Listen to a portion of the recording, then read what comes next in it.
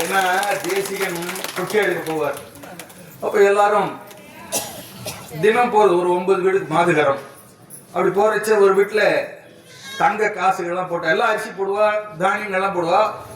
யாரோ ஒரு அம்மா ரொம்ப பிரீத்தி, ஐயோ இந்த சுவாமி இப்படி இருக்காரு, இவ்வளவு ஞானமுடையவரா இருக்காருன்னு தங்க காசுகளை போட்டான்.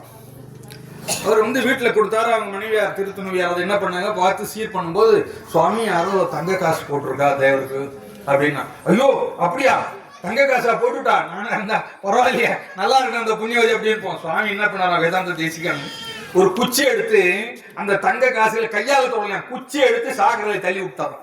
அதெல்லாம் புழு, அதெல்லாம் போட்டு சமைச்சிட போறேன்னு.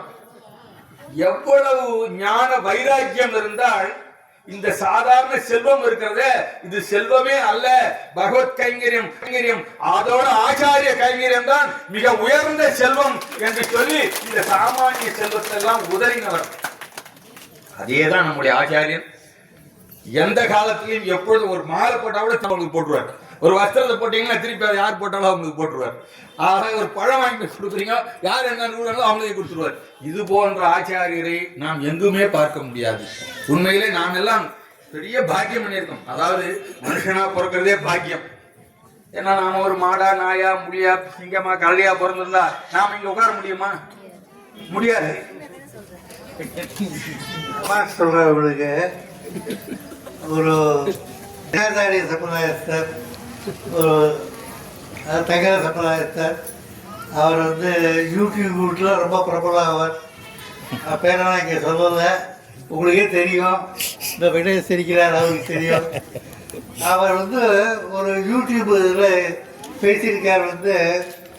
எனக்கு தெரிஞ்சு வைஷ்ணவனில் வடகர சம்பிரதாயத்தில் உபநயப்பன் கோபால சுவாமி தான் சிஷ்யார்கிட்ட ஒரு பைசாவோட வாங்கிக்காத எல்லா இதுவும் பண்ணுறவர் அப்படின்னு சொல்லி அவர் பேசியிருக்கார். அவரை எப்படி நான் அவரை பார்த்ததே இல்லை, அவருக்கு என்ன எப்படி தெரியும்னு தெரியாது. அவர் யூடியூப்ல தெரியுமா, உங்களுக்கு தெரியுமா? ரொம்ப பிரபலமான பேர்னு அப்புறம் நான் கேள்விப்பட்டேன். பிரபலமான யூடியூபர்னு பேர் யூடியூப்ல போட்டிருக்காரு அவர். அவருக்கு என்ன எப்படி தெரியுமே தெரியாது. நான் அவரை பார்த்ததே இல்லை. அவர் என்ன பார்த்தாரா இல்லை பார்த்து எனக்கு ஞாபகம் தெரியல. ஆனால் இருக்கார். வடகர சம்பிரதாயத்தில் அவர் சகல சம்பிரதாயம் இருந்தும் என்னை பற்றி இருக்கார். வடகர சம்பிரதாயத்தில் சிஷ்யாள்கிட்ட எப்பேற்பட்டாலும் சரி, ஒரு பைசாவோட தொடாதபடிக்கு, ஒரு பழம் கூட தொடாதபடிக்கு சமாசனம் பரஞ்சாசம் எல்லாம் பண்ணி வைக்கிறவர், ஆச்சாரியம் பண்ணுறவர் அவர் தான். அப்படி உங்கள் உபாசரியான்னு போட்டிருக்கார்.